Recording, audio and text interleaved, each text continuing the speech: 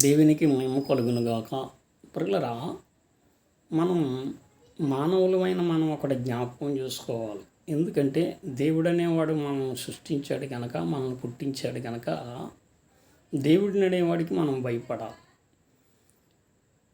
క్రైస్తవులకి యేసు ప్రభు దేవుడు, ముస్లింలకి అల్లా దేవుడు, లేకపోతే అన్యులకి వారి ఒక కృష్ణుడు రాముడు, ఇలాంటి వారి దేవుడు.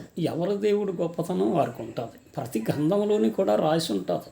మరి ఆ దేవుడిని దేశిస్తే చాలా మనిషి ఇబ్బందుల్లో పడతాడని, ఆ దేవుడిని దేశిస్తే మనిషి ఒక జీవితము మరి సరైన మార్గంలో ఉండదని ప్రతి గ్రంథంలోనే చెబుతూ ఉంటుంది. అందుకే మనం ఎవరిని దేశించకూడదు.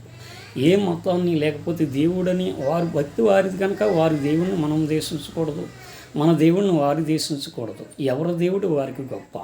ఇలాగ దేశిస్తే దేవుడికి ఇష్టమైనది కాదు. అది ప్రతి ఒక్కరికి కూడా వారు గ్రంథాల్లో ఆ మాటలు చెప్తూ ఉంటాయి. బైబిల్లో ఏం చెప్తున్నారంటే, ఇది దేశిస్తే ఏమవుతుందంటే ద్వితీయోపదేశకాండం 5వ అధ్యాయము 9వ వచనం 10వ వచనం చదివితే అక్కడ ఏమంటున్నారంటే, వీరు చేసిన దోషము, తల్లిదండ్రులు చేసిన పాపం అంట చూసారా, 3-4 తరాల వరకు అది ఉంటుందంట పాపం. అంటే 3-4 తరాల వరకు ఆ పాపము వెంటాడుతూ ఉంటుందంట. అంటే దేవుణ్ణి దేశించిన వారిని లేక దేవుణ్ణి దూషించిన వారిని ఆ పాపం వెంటాడుతుందంట. అది యాకోబు రాసిన పత్రిక 1వ అధ్యాయంలో ఏమన్నాడంటే, ప్రియులారా, 1వ అధ్యాయంలో సక్కన మాట మాట్లాడుతున్నాడు ఆయన. పాపము అది ఏమవుతుందంటే దురాశ కలిగి ఏమవుతుందంటే పరిపక్వము చెంది అది మరణానికి తీసుకెళ్తుందంట. పాపము రోగమును కంటుంది, రోగము మరణానికి అంటుందంట. పాపం వచ్చిందనుకోండి, అది రోగంగా బయలుదేరుతుంది. ఎన్ని తరాలకి?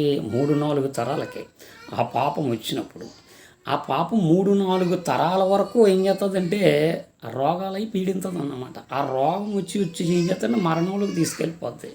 మనం నోటిచ్చారు కదా అని దేవుడు మన ఇష్టం వచ్చినట్టు మాట్లాడేమనుకోండి, ఆ పాపం ఒకవేళ నేనున్నాను, నా ఇష్టం వచ్చినట్టు మిమ్మల్ని అందరం మాట్లాడాను అనుకోండి, లేకపోతే బైబిల్ని కానీ లేకపోతే బైబిల్లో ఉన్న దేవుడిని కానీ నేనేమో దూషించాను అనుకోండి, నా పాపము నా బిడ్డలకి, నా మనవలకి, మనవల పిల్లలకి, అంటే 4 తరాల వరకు ఉంటుంది. అంటే పాపం వికలాంగులుగాను పుట్టింతుంది, పాపం రోగాన్ని కలగజేస్తుంది, పాపం మరణాన్ని కలగజేస్తుంది. అంటే పూర్తి ఆయుస్ని కలగజేయదన్నమాట. ఆయుస్ని తగ్గించేస్తుంది పాపం. నిజంగా మీరు దేవుణ్ణి తిడుతున్నవారు, దేవుని దూషిస్తున్నవారు, దేవుడి కొరకు తప్పుగా మాట్లాడుతున్నవారు, మీ కుటుంబాన్ని దగ్గర కూర్చోబెట్టి ఈ వీడియో ఒక్కసారి దయచేసి చేతులు ఎత్తి మీకు నమస్కారం చేస్తున్నాను, విని చూడండి. అది ఏమవుతుందంటే దేనికైనా పాపక్షమాపణ ఉన్నది కానీ, బైబిల్లో మంచి మాట ఉంది. మత్తయి సువార్త 12వ అధ్యాయం 32వ వచనంలో దేనికైనా పాపక్షమాపణ ఉంది కానీ పరిశుద్ధాత్మను దూషించిన వాడికి పాపక్షమాపణ ఈ యుగంలో కాదు కదా, ఏ యుగంలోని లేదంటున్నాడు. అంటే ఏ తరానికి కూడా అది ఆ క్షమాపణ దొరకదు అంటున్నాడు. అది దాటబెట్టుకున్నాం అనుకో, ఆ క్షమాపణ దాటబెట్టి నీ ఇష్టం వచ్చినట్టు మాట్లాడేమనుకో, నా ఇష్టం వచ్చినట్టు నేను మాట్లాడి, నువ్వు ఇష్టం వచ్చినట్టు నువ్వు మాట్లాడేమనుకో, ఈ పాపం ద్వారా ఏమవుతుందంటే మన కుటుంబాలను నాశనం చేసుకుంటున్నాం. వాడిని నేను తిట్టాను, నన్ను ఆడి తిట్టాడు, ఆడికి ఏమవుద్ది నీకేమవుద్ది అంటే ఆడికి అదే గతి, నీకు అదే గతి. ఎందుకు వచ్చింది? మనం ఏం చేస్తున్నాం? ఎదుటివాడిని నాశనం చేస్తున్నాం, మనం నాశనం చేసుకుంటున్నాం. ఇది అర్థం చేసుకోక, ఇది అర్థం తెలియక చాలామంది ఏం చేస్తారంటే దూషణ మాటలు, ఏళన చేస్తాలో దేవుడినే దూషిస్తూ ఉంటారు. నేను అంటున్నాను, నీ ఇష్టం, నీ దేవుడు నీకు గొప్ప, నా దేవుడు నాకు గొప్ప. అంతేగాని నీ దేవుడిని నేను దూషించకూడదు, ఆ దేవుడిని నువ్వు దూషించకూడదు. ఎవరు దేవుడు వారికి గొప్ప. మరి అందు గురించి నేను చెప్పేది ఏమిటంటే, ఇలాగ దూషించి మన కుటుంబాలను పాడు చేసుకుంటున్నాం. అర్థం చేసుకోవాలి మీరు. మన కుటుంబాలు పాడు చేసుకుంటున్నాం. అది ఎప్పుడు ప్రారంభమవుతుందో తెలియదు. ఎప్పుడు నేను ఆ పాపం హాస్పిటల్కి తిప్పేస్తుందో, ఎక్కడి నుంచి స్టార్ట్ అవుతుందో, నీ బిడ్డల కాడ నుంచో, మనమల కాడ నుంచో, నీ కాడ నుంచో చెప్పలేం. పాపం అనేది దేవుణ్ణి దూషించినప్పుడు నీకు వెంటాడటం మొదలుపెట్టిందంటే మళ్ళీ ఏ తరంలోని కూడా నీకు ఇంకా ఛాన్స్ లేదు, పతనమే అయిపోతావు.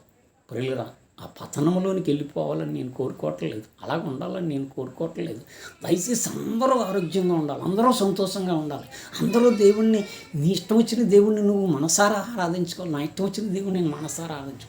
ఎవరికి మనం అడ్డులు వెళ్ళి మనం లేనిపోని వాటికి వెళ్ళి మన చేతుల ద్వారా మనం చేసుకోకూడదు. ఇది గుర్తుంచుకోవాలి మనం. ఇది గుర్తుంచుకోక ఏదో నాకు గొప్పతనం వచ్చేస్తుంది, ఏదైనా ఆ మాటలకి అందరూ నవ్వేస్తున్నారు, అందరూ అలాగంటున్నారు ఇలాగంటున్నారు శబాస్ అని ఎత్తున్నారు నన్ను అనుకుంటున్నాం మనం. పరిలేరా, వాళ్ళు అంటారు ప్రస్తుతానికి.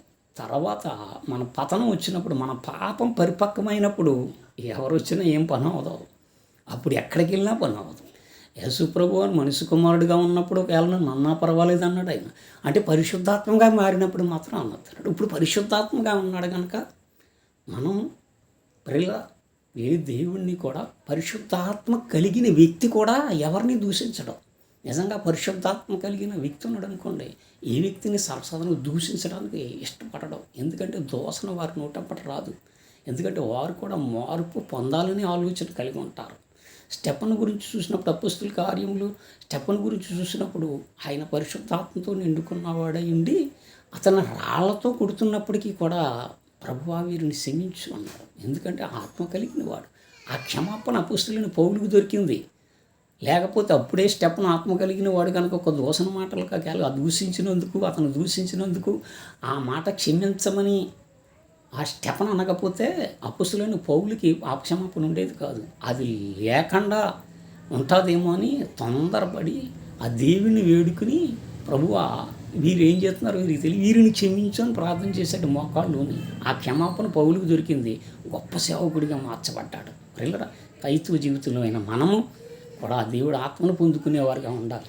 ఎవరూ కూడా వాక్యాన్ని కానీ లేకపోతే బైబిల్లో ఉన్న దేవుణ్ణి కానీ దూషించి లేనిపోని పాపాలు తెచ్చుకోవద్దు. ఏ గ్రంథంలో ఉన్న దేవుణ్ణి మనం దూషించవద్దు. ఏ గ్రంథంలో ఉన్న దేవుని దూషించినా దానికి ప్రతిఫలం ఉంటుందని అందులోని కూడా రాయబడి ఉంటుంది. పిల్లరా, అందుకు మనం ప్రార్థన చేసుకుంటూ దేవుడికి ఇష్టమైన మార్గంలో నడుద్దాం. అట్టు కృప దేవుడు అనుగ్రహించండి.